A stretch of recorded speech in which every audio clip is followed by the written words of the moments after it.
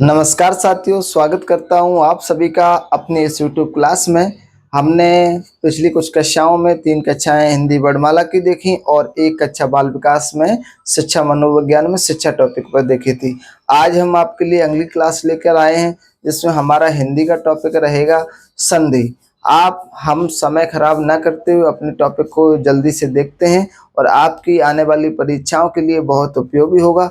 आप देखेंगे आप बहुत कम समय में आप संधि को समझ पाएंगे और संधियों से बनने वाले प्रश्नों को सही तरीके से हल कर पाएंगे। देखते हैं साथियों, टॉपिक का नाम हमारा क्या है? हिंदी में हमारे टॉपिक का नाम है संधि बेटा।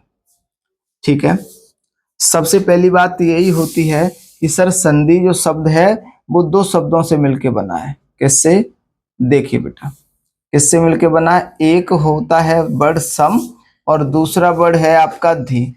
यानी कि संधि शब्द जो है वो 2 वर्णों से मिलकर बना है, एक सम और धी। जिसका अर्थ होता है क्या अर्थ होता है? जिसका मेल। जिसका अर्थ क्या होता है? जिसका अर्थ होता है मेल। ठीक है, मेल या मिलाना। इतनी बात आपको समझ में आ गई होगी। इसका आप देखो, इसके बाद क्या होता है? संधि की परिभाषा की बात कर रहे हैं। किसकी? संधि की परिभाषा क्या होती है? संधि है क्या? तो आप याद रखें, पहले हम परिभाषा लिख देते हैं फिर आपको समझाएंगे। जब 2 समीपवर्ती वर्णों के मेल से उत्पन्न विकार या परिवर्तन को जब 2 समीपवर्ती वर्णों के मेल कराते हैं तो उससे उत्पन्न जो विकार या परिवर्तन होता है उसको क्या बोला जाता है? कि सर संधि कहा जाता है। संधि, परिवर्तन को संधि कहते हैं। यानी बेटा क्या हो रहा है? एक बात समझे क्या? एक बात आप समझे, जैसे हम उदाहरण में ले रहे हैं। क्या उदाहरण लिया हमने? कि सर एक उदाहरण लिया विद्या और फिर हमने लिया आलय। सब लोग जानते हैं क्या बन जाता है? विद्यालय। क्या बन जाता है? विद्यालय। तो आप देखिए, ये पद और ये पद आया है तो इस वाले पद को हम कहते हैं पूर्व पद। क्या कहते हैं?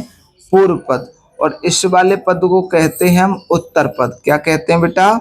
उत्तर पद कहते हैं इसको, उत्तर पद। अब इस पूर्व पद का अंतिम वर्ण, पूर्व का पद का कौन सा?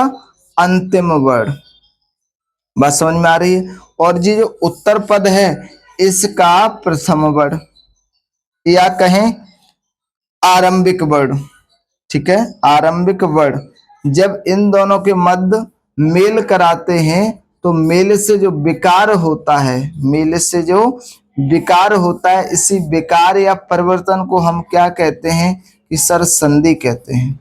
हम समझते हैं कि आपको ये पूरी बात सही से समझ में आ गई होगी। हम परिभाषा को और अच्छे से कर सकते हैं कि जब 2 शब्द, क्या कह सकते हैं? जब 2 शब्द जिसमें एक पूर्व पद है और एक दूसरा उत्तर पद है, इसका अंतिम वर्ण और इसका प्रथम वर्ण आपस में मेल करे तो उससे कुछ विकार उत्पन्न हो, यानी कि कुछ परिवर्तन होगा। उसी परिवर्तन को हम क्या कहेंगे? कि बेटा संधि कहते हैं। ठीक है, इसी आधार पर हम बेटा पूर्व पद और उत्तर पद को अपनी भाषा में क्या लिख लेते हैं? कि सर हमने एक मान लिया लेफ्ट प्लस एक मान लिया राइट। मेरे कहने का मतलब क्या है? इस लेफ्ट वाले को क्या नाम है? कि सर ये पूर्व पद है और ये हमारा क्या है? कि सर ये उत्तर पद है। ठीक है, इसका अंतिम वर्ण लेना है और इसका प्रथम वर्ण लेना है। अब देखो क्या हो सकता है, कंडीशन क्या बन सकती हैं?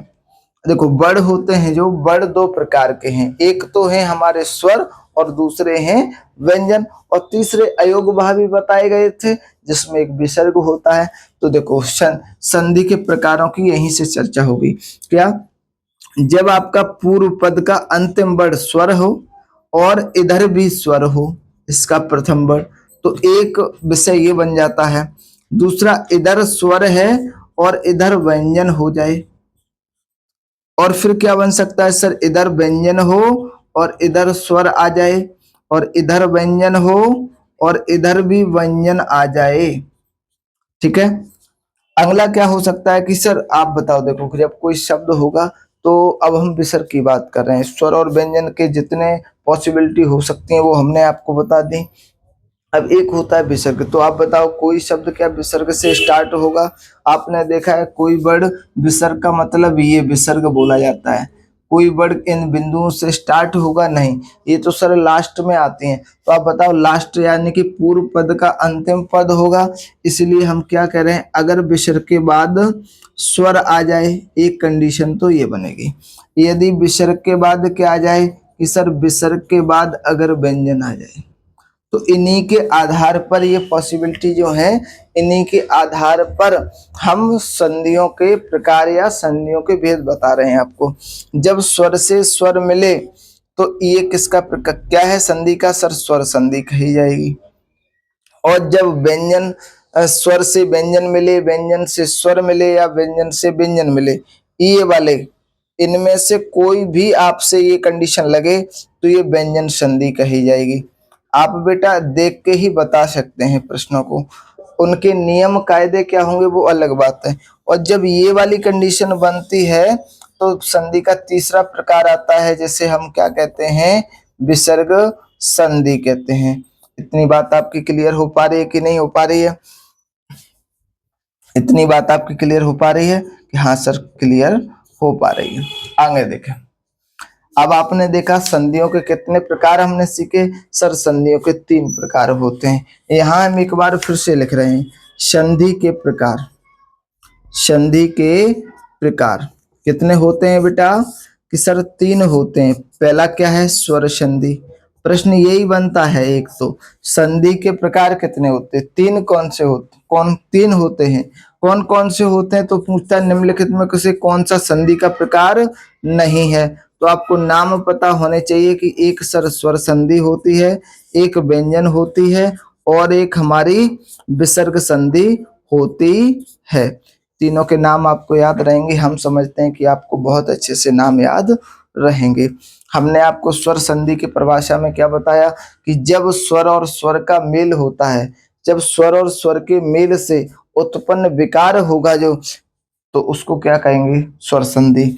और जब स्वर का व्यंजन से या व्यंजन का स्वर से या व्यंजन का व्यंजन के साथ मेल हो और फिर विकार उत्पन्न हो या परिवर्तन आए, तो हम उसको व्यंजन संधि कहेंगे।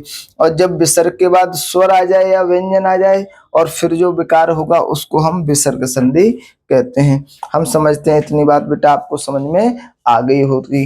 आगे देखते हैं, आगे हम संधि में क्या देखते हैं। आप जब किसी भी टेट की परीक्षा देंगे तो आप देखेंगे उसमें कम से कम 1 या 2 प्रश्न हिंदी का इस संधि का होता ही होता है, हिंदी वाले सेक्शन में। ठीक है बेटा, आगे हम बारी बारी से इन सब के बारे में पढ़ने और समझने वाले हैं। किस किस के बारे में सर? जो हमने संधियों के प्रकार बताए हैं उनके बारे में। तो सबसे पहले संधि की प्रकार क्या बताया हमने कि सर पहला प्रकार आपने बताया था स्वर संधि। क्या बताया सर? स्वर संधि। ठीक है। और हमने आपको बता ही दिया है जब स्वर और स्वर का मिल होता है और उससे जो विकार उत्पन्न होगा तो वो स्वर संधि कहलाई जाएगी। ठीक बात है। अब आगे देखें, ये स्वर संधि जो होती है कितने प्रकार की होती है, इसके किसके, स्वर संधि के प्रकारों की बात कर रहे हैं कि सर स्वर संधि के जो प्रकार होते हैं वो 5 होते हैं। आपसे सीधा सीधा प्रश्न पूछा जाता है कि स्वर संधि के कितने प्रकार होते हैं, तो आपको बताना है 5 प्रकार होते हैं। आगे देखिए बेटा कौन कौन से होते हैं, तो सबसे पहले इनके नाम पता हो। पहला होता है दीर्घ स्वर संधि। दीर्घ स्वर संधि, बेटा सबसे पहले हम इनके नाम देख लें फिर इनके बारे में पढ़ेंगे। दीर्घ स्वर संधि। अब दीर्घ स्वर संधि के बाद क्या आता है सर? गुण संधि। क्या आता है? गुण संधि। गुण स्वर संधि या गुण संधि एक ही बात है। तीसरा वृद्धि, संधि कहते हैं। चौथा यड़ संधि होता है, यड़ संधि होता है। और पांचवा हमारा अयादि संधि होता है। क्या होता है? अयादि संधि होता है। अब आपको एक बात और बता दें, इनसे जैसे हमने लेफ्ट प्लस राइट की बात करी थी और हमने देखा लेफ्ट में भी स्वर हैं और राइट में भी स्वर हैं, तब इसमें विकार होगा। तो इसी के बिहाफ पर हम क्या देखेंगे, इन सब के बेटा फॉर्मूले टाइप के होते हैं कि किसके बाद क्या आ जाए तो क्या होगा और किसके बाद क्या आ जाए तो क्या होगा। इस प्रकार के फॉर्मूले हैं। आप सबसे पहले इन पांचों के नाम पता होने चाहिए। एक बार फिर से देखें, दीर्घ स्वर संधि, गुण संधि, वृद्धि संधि, यड़ संधि, अयादि संधि। आज हम अपनी कक्षा में इनके फॉर्मूलों की चर्चा करने वाले हैं। आगे देखते हैं बेटा, इसको मैं रफ कर रहा हूं, अपनी सुविधा के अनुसार आप जानकारी को नोट कर सकते हैं, ठीक है। और जिसने पहले से पढ़ रखा है हमारी क्लास का, ऑफलाइन वाले जो विद्यार्थी हैं हमारे, वो इसको थोड़ा स्पीड में भी देख सकते हैं। और जो नए हमसे जुड़ते जा रहे हैं, पुलिस वाले अभ्यर्थी भी हमसे जुड़ना स्टार्ट हुए हैं, तो वो इस क्लास को धीरे से देखेंगे, नॉर्मल स्पीड पर देखेंगे। बेटा देखें, पहला टाइप क्या हमने आपको बताया कि सर आपने बताया है दीर्घ स्वर संधि। क्या बताया? दीर्घ स्वर संधि। दीर्घ का मतलब ही क्या होता है कि सर बड़ा होना।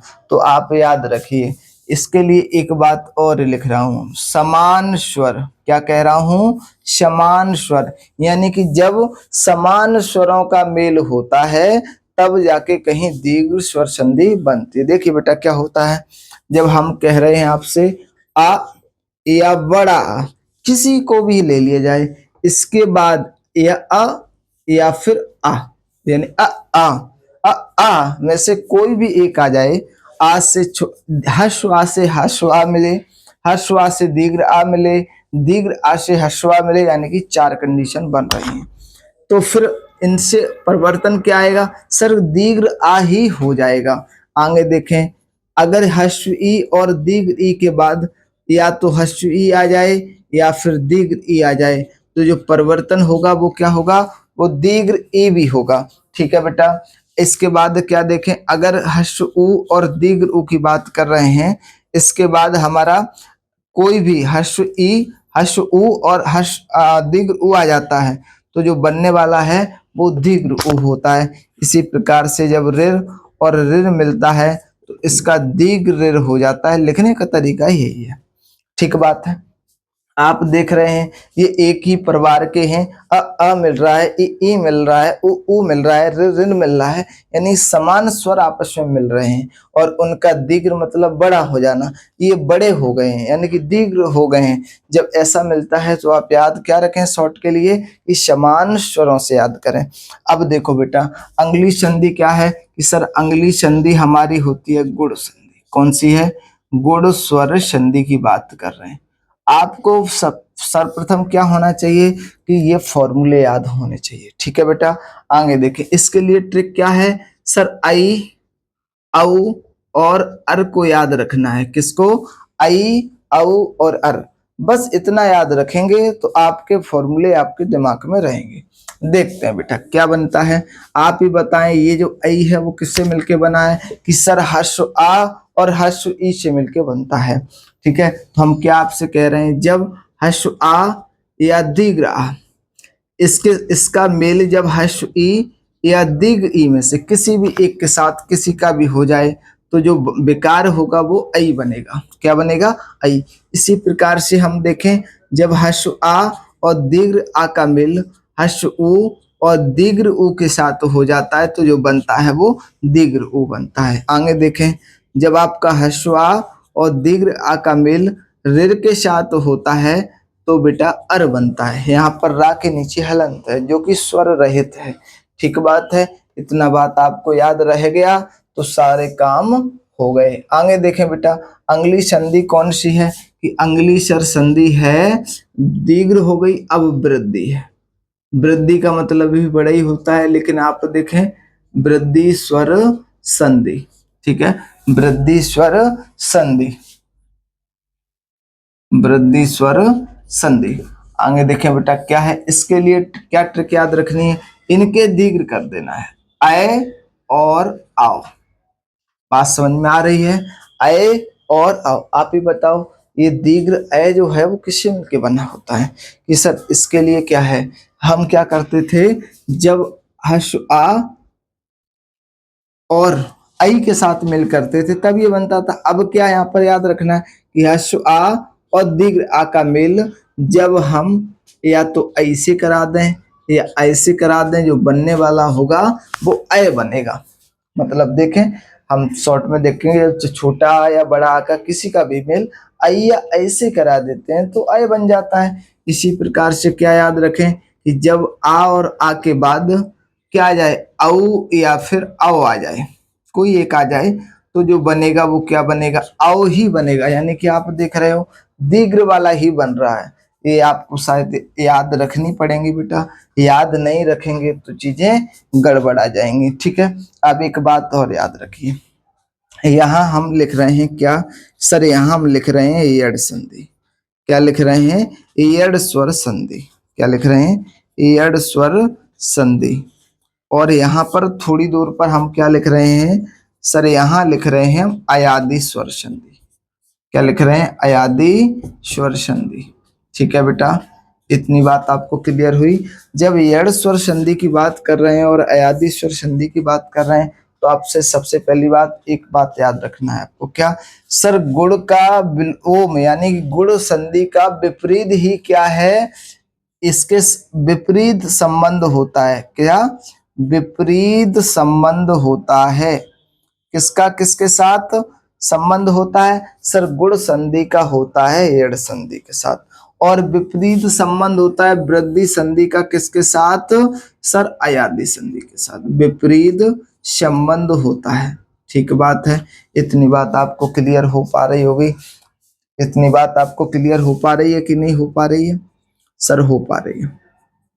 आगे देखें बेटा, अब इसका मतलब क्या है, विपरीत का मतलब ये नहीं कि एक दूसरे के उल्टे, इसका मतलब ये है कि इनके जो फॉर्मूले हैं, लेफ्ट वाली चीज राइट में आ जाएगी और राइट वाली चीज लेफ्ट में आ जाएगी। कौन कौन सी, देखें बेटा यहाँ पर राइट में क्या, लेफ्ट में क्या आ, और यहाँ क्या है ई। तो आपको याद रखना है कि जब ई और बड़ी ई की बात यानी दीर्घ ई के बाद कोई भी असमान स्वर आ जाता है, बहुत इंपॉर्टेंट बात कह रहे हैं, कोई भी असमान स्वर आ जाता है यानी कि ई नहीं आना चाहिए, तो क्या होगा, इन दोनों की जगह आपका या बदल जाएगा। और ये असमान लिखा है, हम इसकी मात्रा यूज करेंगे, जो ये स्वर है इसकी मात्रा यूज कर रहे होंगे और उस मात्रा का हम इसके साथ प्रयोग करेंगे। बात समझ में आ रही है। अगर यहाँ छोटा आ है तो या बन जाएगा, बड़ा आ है तो या, ई है तो ई, यही बन जाएगा, यही यू ऐसे बन जाएगा। यानी कि हम यहाँ स्वरों की मात्रा यहाँ पर लगा रहे होंगे। दूसरा क्या हो सकता है कि सर, दूसरा फॉर्मूला ऊ और ऊ के बाद का है, तो बेटा ऊ और ऊ यानी कि हसू और दीर्घ के बाद भी अगर असमान स्वर आता है, क्या आता है, असमान स्वर आपको देखने को मिलता है, तो ये जो ऊ और ऊ है ये हमारा वा में बदल जाता है। किस में बदल जाता है कि सर, वा में बदल जाता है। और इसकी क्या बनती है सर, इसकी बनती है मात्रा, और इस मात्रा को हम किस में लगाते हैं सर, इसमें लगाते हैं। ठीक है, तब जाके कहीं ये बनेगा। एक बात और देखो, अगर ऋ आ गया, मान लो क्या आ गया, ऋ के बाद भी आपको अगर असमान स्वर मिलता है, क्या मिलता है, असमान स्वर, तो आपको क्या करना है, ये जो ऋ है ये बेटा रा में बदल जाता है। किस में बदल जाता है, रा में बदल जाता है, स्वर रहित रा। अब इसकी तो मात्रा ही लगनी है, जब इनकी मात्रा लगनी है तो ये मात्रा किस में लगेगी, इसके साथ लगेगी। आपने कक्का की कू के ककई ये सीखा होगा, उसी प्रकार वो मात्राएं या के साथ, वा के साथ और रा के साथ प्रयोग हो रही होंगी। आप देख रहे हैं या व और रा आ गया, ला नहीं आया है, जबकि ये तो चारों साथ चलते हैं। तो बेटा ला जो है वो संस्कृत भाषा में चलता है, लिर आता है, लिर का ल हो जाता है वहां पर, जो कि हिंदी भाषा में प्रयोग में नहीं लाया जाता है। हमने जब आपको वर्णमाला पढ़ाया था तब मैंने बोला था आपको या और वा को हम अर्धस्वर बोलते हैं। तो आप देखो इसीलिए ये स्वर संधि में प्रयोग आ रहे हैं, ई और ऊ की जगह आ रहे हैं, इसलिए या और वा को अर्ध स्वर कहा गया है। ठीक बात है। आगे बेटा इसके लिए देखते हैं। एक बात और यहाँ शॉर्ट में आप लिख लें, क्या सर यहाँ क्या लिख लें, या और वा से पहले, से या और वा से पहले आपको आधा अक्षर मिलता है, आधा वर्ड अगर मिलता है तो ये समझ जाइएगा कि वो कौन सी संधि है, एड़ संधि है। बात समझ में आ रही है। एक तो ये फॉर्मूला है, ये शॉर्ट ट्रिक है। इसके लिए क्या है, जब आपको बेटा आए, आए, अब और आप, इनमें से कोई मिलता है इन चारों से, तो वो संधि क्या कही जाती है, वो अयादी स्वर संधि कही जाती है। बेटा इनको कैसे याद करें, हमने आपसे क्या कहा, वृद्धि स्वर संधि का ये विपरीत होता है। विपरीत का मतलब उल्टा ऐसा नहीं, इनके लेफ्ट का राइट, राइट का नहीं, इनका जो ये राइट है वो लेफ्ट कर में करना है। यानी कि देखें बेटा, जब अय हो, आई और आई की बात करते हैं, इनके बाद अगर असमान स्वर आ जाता है, कैसा स्वर, असमान स्वर आ जाता है, तो जो आई है ये अय में बदल जाता है, और ये अय है ये आपका आय में बदल जाता है। अभी जब हम आपको एग्जाम्पलों से समझाएंगे तब और बेहतर तरीके से समझ में आएगी। जो विद्यार्थी पहली बार संधि पढ़ रहे हैं उनको थोड़ी परेशानी का सामना करना पड़ सकता है, वो दोबारा से वीडियो को देखें तो उनको जरूर समझ में आ जाएगा। देखिए बेटा, जो असमान स्वर है इसकी मात्रा होती है, क्या होती है सर, मात्रा। और इस मात्रा का प्रयोग हम इसके साथ या फिर इसके साथ कर लेते हैं। बात समझ में आ रही है आपको, हाँ सर आ रही है हमारे। अब एक फॉर्मूला और रह गया, क्या सर रह गया, जब आपको औ या फिर औ मिल जाए और इसके बाद आपको अगर असमान स्वर मिले, क्या मिले, असमान स्वर मिले, तो बेटा ये किस में बदलता है, ये बदलता है अब में, और ये चेंज होता है आपका आब में। ठीक है। और इसकी मात्रा, तो जिस प्रकार से यहाँ की मात्रा इन दोनों के प्रयोग में आएगी उसी प्रकार से यहाँ मात्रा, ये मात्रा कहाँ जोड़ेगी, आके यहाँ पर या फिर इसके साथ, किसी एक के साथ जोड़ेगी। अगर ऐसा बनता है तब उस संधि को क्या कहा जाएगा, कि अयादी स्वर संधि कहा जाएगा। बेटा देखो मैं हट जा रहा हूँ और आप इस पेज का स्क्रीनशॉट ले सकते हैं। आप जब परीक्षा देने जाएं उससे पहले आपके ये फॉर्मूले हैं, आपको मदद करेंगे। ठीक है, आपने शायद स्क्रीनशॉट ले लिया होगा, नहीं तो पॉज करके ले लेना। आगे की बात हम देखते हैं। ठीक है,